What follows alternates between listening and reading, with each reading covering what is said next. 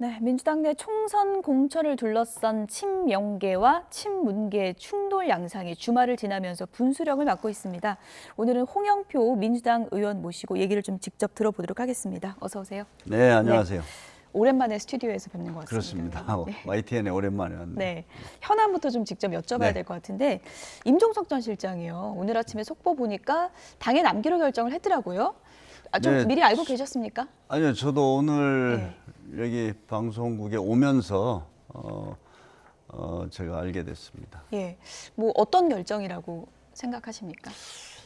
사실 이렇게 국회의원들, 특히 뭐 정당에서 오랫동안 몸담고 활동해왔던 사람들이 당을 떠난다는 것은 쉬운 일이 아닙니다. 그렇죠. 더군다나 임종석 실장만 하더라도 뭐 저보다 훨씬 먼저 정치를 시작했지만 민주당에서 계속 아마 오랜 세월을 이렇게 했는데 지금 상황에서 당을 떠난다고 하는 게 그렇게 쉬운 결정이겠습니까? 그래서 고민을 많이 하고 있다 이렇게는 알고 있었는데 아마 이제 고민 끝에 뭐 그런 결정을 내린 것 같습니다. 예, 불과 이틀 전에 이낙연 전 대표와 비공개 회동을 했잖아요. 임종석 전 실장이. 네. 이낙연 전 대표를 만났다는 거는 탈당 가능성을 상당히 좀 높게 보고 만났다는 거 아니겠습니까? 그런데 입장을 좀 갑자기 바꾸게 된 그 배경에 대해서도 많은 분들이 좀 궁금할 것 같거든요. 저는 그 이낙연 전 대표하고 임종석 실장이 함께 만난 것 이것에 대해서는 언론을 통해서 알았습니다. 그런데 아마 그 무렵에는 여러 가지 가능성을 놓고 또 선택지를 놓고 고민하고 있었던 단계에서 만난 것으로 알고 있습니다. 예. 어떻게 좀 결과적으로는 이낙연 전 대표와 접점을 좀 못 찾았다 이렇게 봐도 되는 걸까요? 글쎄요, 어떤 이야기를 나누었는지 제가 모르기 때문에 거기에 단정적으로 이야기할 수 없습니다만 예. 그때 아마 두 분이 어떤 이야기를 솔직하게 나누고 거기에서 뭐 큰 차이는 없었을 거다 저는 뭐 이렇게 짐작합니다. 네. 오늘 새로운 미래 측에서 임종석 전 실장의 결정에 대해서 입장을 내놨는데요. 임종석 전 실장이 광주 출마를 검토하다 노쇼한 게 아니냐 이렇게 또 비판의 입장을 냈더라고요. 이건 어떻게 보십니까? 광주 출마 문제는 저도 사실 우리 민주당의 변화를 위해서는 특히 이제 광주 전남에서의 어떤 여론 이런 것들이 민주당의 그 당의 어떤 분위기를 결정하는 데 굉장히 중요한 역할을 많이 하지 않습니까? 그런 데서 정말 우리 그 지금 민주당의 현실 상황에 대해서 광주 전남의 우리 지지자들이나 그 시민들이 좀 정확하게 아는 어떤 노력이 필요하다. 이런 차원에서 아마 뭐 임종석 실장이라든지 뭐 이낙연 대표라든지 이런 분들이 좀 당락에 관계없이 광주에 가서 좀 그런 이야기들을 하면 좋겠다. 이런 이야기들은 많이 있었습니다. 뭐 그런 과정에서 아마 그 이야기도 나온 것으로 저는 그렇게 생각합니다. 새로운 미래에 합류한 이석현 전 부의장은 임종석 전 실장이 어젯밤까지 탈당을 약속했었다. 지금은 뭐 전화도 안 받는다 이런 좀 섭섭함을 토로하기도 했는데 만약에 임종석 전 실장이 탈당을 생각하다 막판에 입장을 바꿨다면 뭐 어떤 부분이 크게 작용했을까요? 일각에서는 뭐 총선 이후 당에서의 무슨 뭐 당대표를 생각하는 거 아니냐 이런 뭐 추측도 있거든요. 글쎄요, 제가 예. 그 문제에 대해서는 언급하고 싶지 않습니다. 예. 왜 그러냐면 제가 그 과정이나 지금 임 실장이 판단하게 된 어떤 배경 이런 것들을 제가 정확히 모르는 예. 상태에서 저는 뭐 일단 임 실장이 그런 결정을 한 것을 그냥 그대로 받아들이고 또 저희들의 목표는 어떤 민주당의 어떤 변화 그러니까 김대중 노무현 정신이 사라진 민주당을 다시 세우는 이런 역할을 이제 함께 해야 된다. 예. 이런 생각은 하고 있습니다. 네. 그럼 홍영표 의원 또 본인의 또 생각을 좀 여쭙고 싶은데요. 네네. 임종석 전 실장과 같은 결단을 할 것인가 아니면 다른 결단을 할 것인가 지금 어느 쪽에 좀 무게가 더 실려 있는 건가요? 제가 다시 말씀을 드리지만 저는 탈당이라는 것을, 당을 떠난다는 것을 지금까지 한 번도 생각해 보지 못했습니다. 그렇기 때문에 저도 신중하게 또 많은 가능성을 놓고 고민을 하고 있습니다. 저는 뭐 그렇다고 해서 뭐 제가 길게 시간 끌 수도 없고 예. 며칠 내로 결단을 하려고 합니다. 예.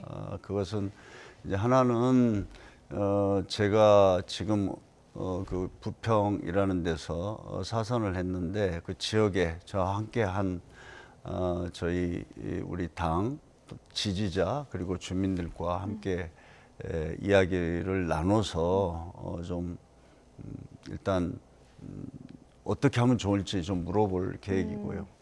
그 다음에는 저는 지금 우리 한국 정치가 이런 정말 상대를 악마로 규정하고 이런 어떤 대결과 분열의 정치, 이런 선동의 정치, 이것 속에서 우리 대한민국이 더 이상 표류해서는 안 된다고 봅니다. 그렇기 때문에 정말 뭐 윤석열 대통령과 이재명 대표를 지키는 이런 정당을 넘어서서 우리 정말 국민들을 편안하게 해주고 우리 미래를 준비하는 이런 정치를 바라는 많은 국민들이 있기 때문에 그분들을 위해서 뭔가 할 수 있는 그런 대안이 없을까 이런 것들을 놓고 고민하고 있습니다. 예. 임종석의 길과 같은 길 가능성이 높은 건가요? 아니면 당을 떠날 가능성이 더 높은 건가요? 제가 뭐 그냥 여기서는 고민하고 있다 이런 정도로 말씀드리겠습니다. 네, 오늘 아침 인터뷰에서는 민주연합 관련해서 얘기를 네. 좀 많이 하셨던데 네. 오늘 내일 사이에도 구체적인 좀 윤곽이 나올 것 같다라는 얘기도 하셨더라고요. 그건 어떤 얘기인가요?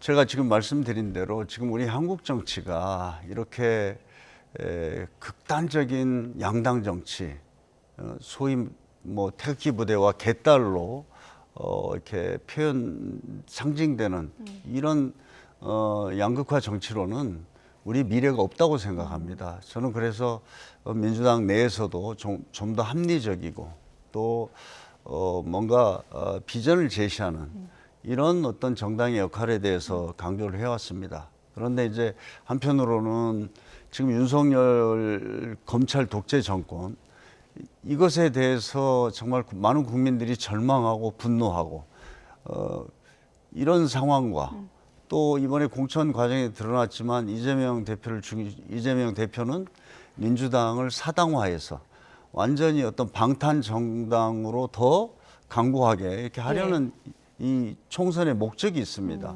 그 사이에서 제가 어떤 선택을 할 수 있을까 이런 고민을 해왔는데 예.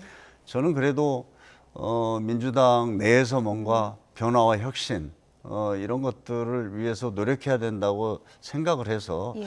저를 뭐 하위 10%에 집어넣고 그래서 제가 경선을 해도 한 40% 정도 이거 그 감점을 받고 해야 되는 굉장히 불리한 경선을 해야 되는데 예. 저는 제가 그게 정말 부당하고 억울하다 이러지만 내가 그걸 감수하겠다. 왜?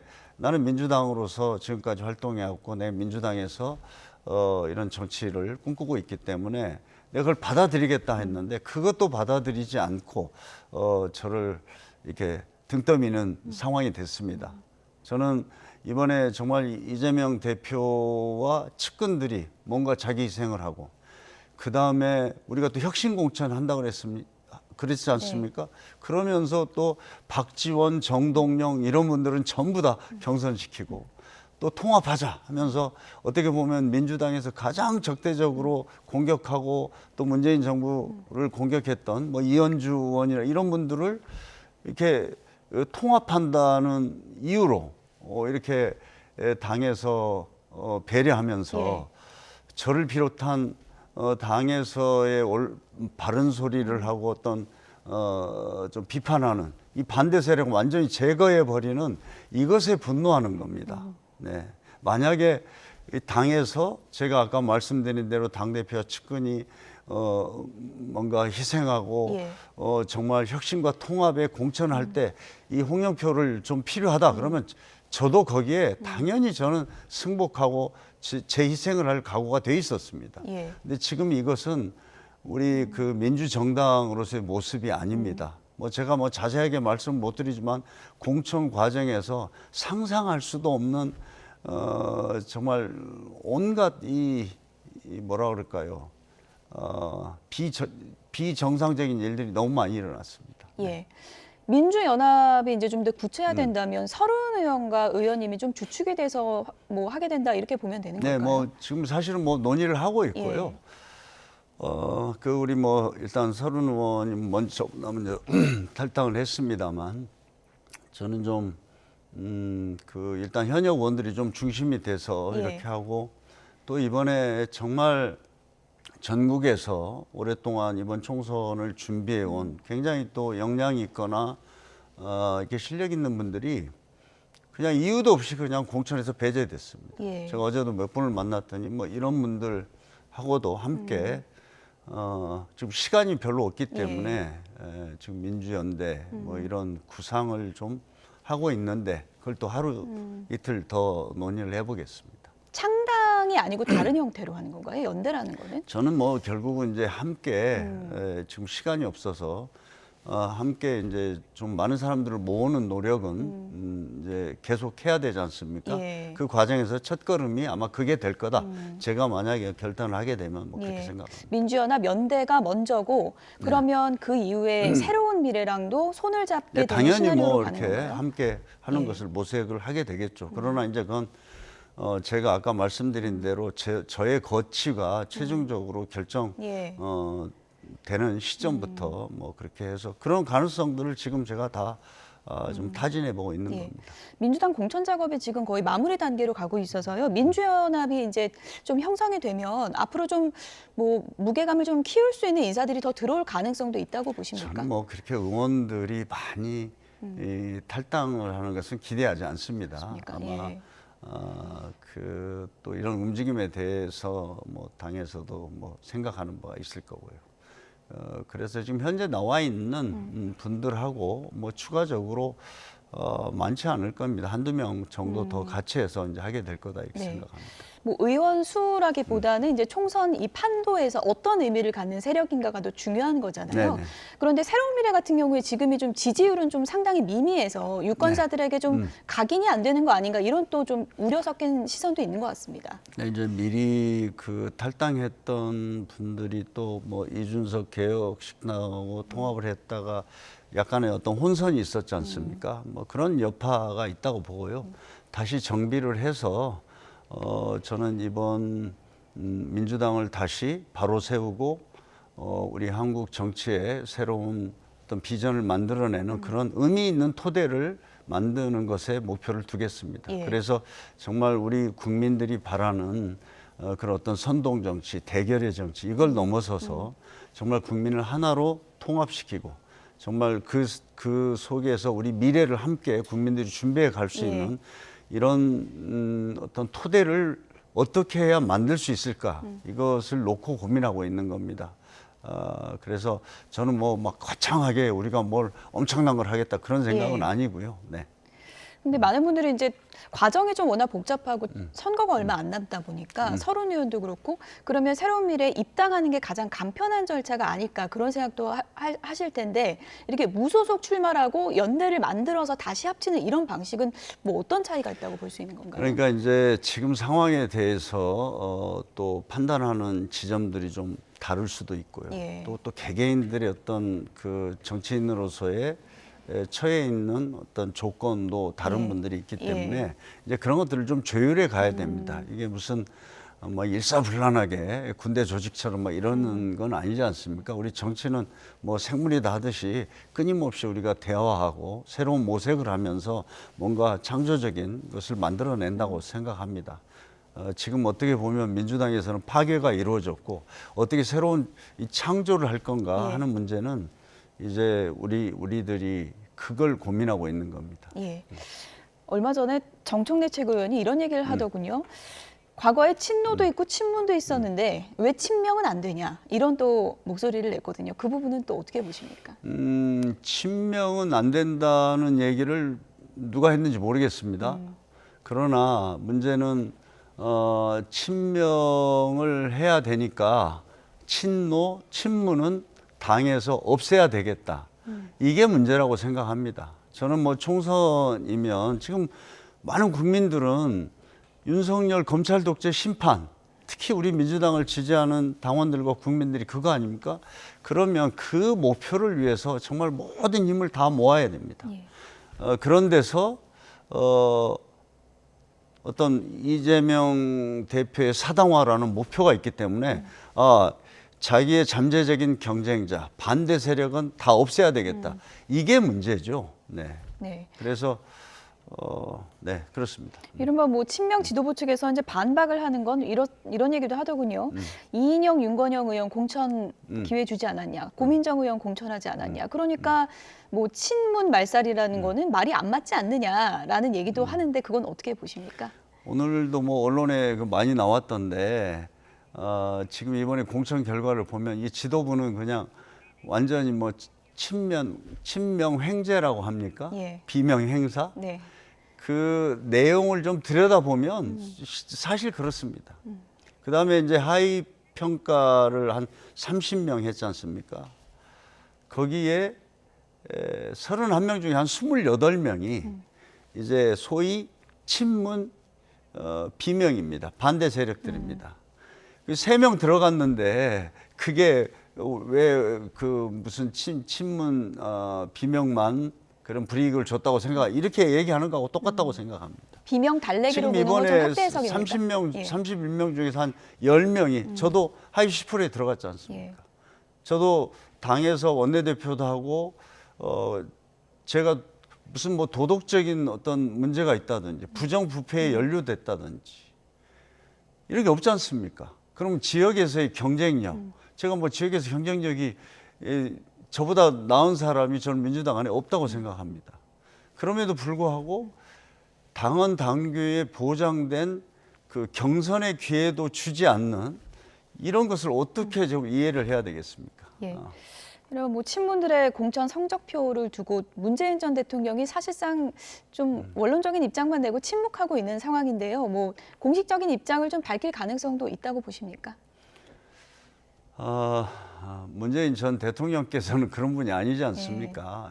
좀 어떻게 보면 당의 어른으로서 또 전직 대통령으로서 이런 문제를 하나하나 어떤 발언을 하시는 분이 아닙니다. 아니어서 제가 뭐 뵙지 않아서 모르겠지만 좀 답답하게 상황을 바라보고 계시지 않을까. 그건 뭐 다른 이유를 다 떠나서 지금 민주당의 지도부만 우리가 이런 공천의 어떤 파동이 있더라도 이것만 끝나면 이제부터 매일 1%, 2%씩 올라가서 윤석열 정권 심판으로 국민들이 다 모일 거다. 그래서 우리가 총선을 승리할 거다. 이렇게 믿고 있는 민주당 지도부입니다. 그러니까 이런 정말 이런 독선적이고 오만한 이런 결정과 이런 것들을 그냥 서슴지 않고 하지 않습니까? 그런 상황을 좀 답답하게 생각하지 않으실까요? 왜냐하면 민주당 지도부 빼놓고는 올 연초보다 한 달 전보다 민주당의 총선 상황이 계속 나빠지고 있다. 예. 서울도 지금 우리가 49석 중에 42석이거든요. 예. 그런데 제가 듣기로는 거의 절반 정도가 이제 경합 지역으로 들어갔다. 이런 말이 있는데 그 우리 이재명 대표를 비롯한 지도부는 안 믿는 것 같습니다. 예. 네. 이것이 지금 가장 큰 문제라고 봅니다. 아마 총선이 지금 이렇게 가서는 우리 민주당이 정말 참패할 것이고 윤석열 정부를 심판하는 게 아니라 윤석열 정부 이번 총선을 계기로 해서 검찰 독재를 더 강화할 거다. 이런 어떤 위기의식 이게 네. 전혀 없는 것 같습니다. 네. 국민들은 그냥 우리가 이제 공천 끝나고 며칠 지나면 다 잊어먹고 다 우리를 중심으로 이게 모일 거다 이렇게 판단하는 것이 이재명 대표와 현재 지도부라고 생각합니다. 예. 혹시나 이런 질문을 민주당을 정말 사랑하는 분들이 이런 질문 한다면 어떻게 답하시겠습니까? 지금 뭐 이재명의 민주당이 될 게 결과가 뻔했는데 어떻게 보면 비명계에서 조금 더 일찍 좀 더 적극적으로 움직이지 않은 게 아닌가 이런 또 시각도 있을 수 있거든요. 그렇죠. 그러니까 지금 민주당은 이재명 대표가 들어서면서 저는 이제 지난번 우리 그 지방선거를 한번 생각해 보십시오. 당시에 갑자기 이재명 대표가 경기도 성남 분당에서 저 인천 계양으로 예. 옮겨오고 거기서 현역 의원이던 송영길 지금 감옥에 가 있죠. 이 대표를 서울시장으로 내보내고 그래서 제가 당시에 이제 이것은 지방선거를 망치는 거다. 지방선거 아마 대참패를 할 거다. 이랬는데 그걸 아랑곳하지 않고 그대로 했습니다. 그 결과가 어떻게 됐습니까? 완전히 그 민주당의 참패였거든요. 저는 이번 총선도 그런 길로 가지 않나. 이게 참 저의 어떤 판단인데 정말 저는 윤석열 정권을 우리가 심판하고 뭔가 제지하고 이렇게 해야 된다는 국민들한테 역사적인 죄를 지는 거라고 봅니다.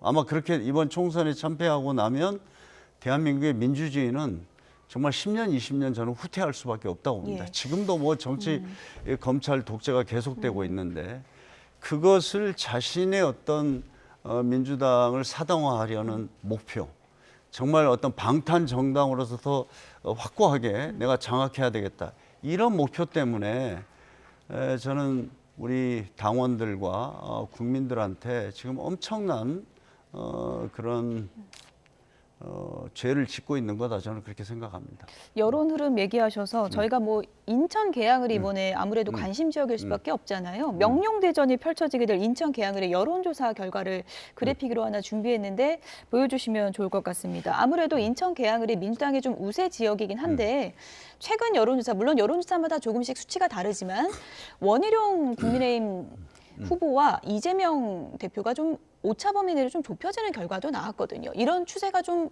어떻게 보십니까? 좀 그러니까 뭐 아시지만 지금 한 열흘 전만 하더라도 한 10% 이상의 예. 격차가 있었거든요. 예.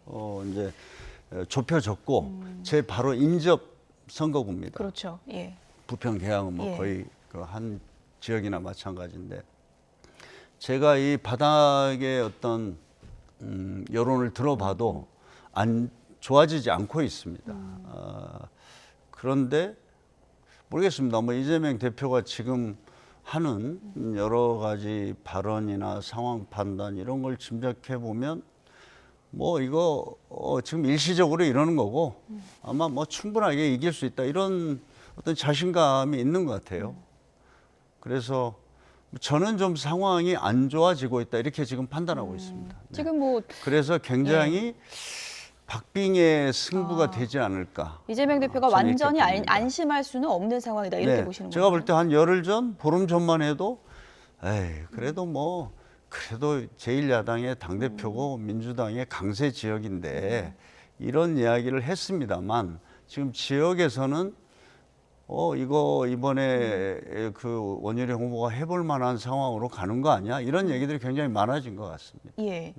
뭐 여론조사 얘기가 나온 김에 저희가 당 지지율도 준비를 해봤는데 갤럽 지난주 여론조사를 보면 아무래도 지금 여야 지지율 격차가 조금씩 벌어지는 추세로 많이 나오고 있는 것 같거든요. 지금 총선이 얼마 남지 않은 시점이고 워낙에 선거 많이 치러보셨으니까 그렇죠. 지금 흐름을 좀 어떻게 보십니까? 지금 올 연초에 대비해서 우리 정당 지지율이 거의 한 10% 떨어졌고 예.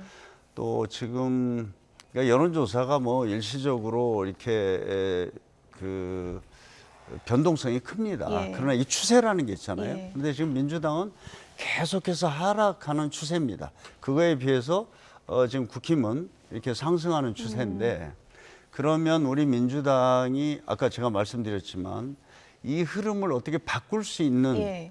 계기가 총선까지 이제 한 30 며칠 남았죠. 40일도 안 남았는데 계기를 가질 수 있느냐? 저는 그런 계기가 별로 없을 것 같습니다. 거기다가 지금 국힘에서도 뭔가 준비를 하고 있을 거 아닙니까? 그래서 지금 민주당은 총선 승리에 대한 어떤 전략 또 국민들에게 우리를 찍어야 되는 어떤 뭐 공약이라든지 예. 정책이라든지 예. 이런 데서 완전히 밀리고 있습니다. 심지어는 지금 윤석열 대통령이 거의 노골적인 어떤 관권 선거 이걸 위해서 전국을 순회하면서 뭘 하고 있지 않습니까? 지금 민주당이 하는 것은 보이지가 않습니다. 오직 반대파 제거 이거밖에 국민들한테 보이지 않거든요. 물론 그렇게 해서 지금 이제 공천 이번 주에 끝나면 지금부터 우리가 정비해서 국민들이 그 다음 날부터는 자 우리들을 중심으로 해서 다 모일 거야. 그렇게 생각하는 게 지금 이재명 대표입니다. 그래서 저는 그 판단이 과연 옳은지 네, 모르겠습니다. 네. 네. 이런 긴박한 상황에서 홍영표 의원님의 결단이나 민주연합의 움직임 이번 주 내로 속보가 나오는 겁니까? 저도 예. 정말 다시 말씀을 드리지만 제가 민주당을 떠난다 이 문제가 그렇게 쉽겠습니까? 예. 정말 고민에 고민을 거듭하고 있습니다. 그리고 저 혼자 무슨 뭐 탈당을 한다 이런 문제가 아니라 예. 이번 그럼 총선에서 그래도 아까 말씀드린 대로 우리 민주당의 이 전통과 역사, 정체성 저는 이런 것들이 완전히 무너졌다고 생각합니다. 예. 특히 이번 공천 과정에서 완전히 그런 민주당은 사라졌다 이렇게 생각을 하고 이걸 어떻게 하면 다시 부활시킬 것인가 예. 어떻게 민주당을 살릴 것인가 이 문제하고 우리 이 지금 극단적인 어떤 양당 정치 이걸 넘어서서 우리 국민들에게 그래도 이런 선택지가 있다. 정말 국민들과 미래를 위해서 뭔가 비전과 대안을 고민하고 실천하는 이런 어떤 정치 세력, 정당 이런 것이 있다. 이런 것을 짧은 기간이지만 좀 그런 거라도 호소하고 길게 보고 좀 할 수 있는 그런 토대를 만드는데 저는 어떤 선택을 해야 될까 그걸 고민하고 있습니다. 예. 의원님의 선택이 속보로 전해지면 저도 자세하게 여러분께 네. 보도해 드리도록 하겠습니다. 지금까지 홍영표 더불어민주당 의원이었습니다. 오늘 나와주셔서 고맙습니다. 네, 감사합니다.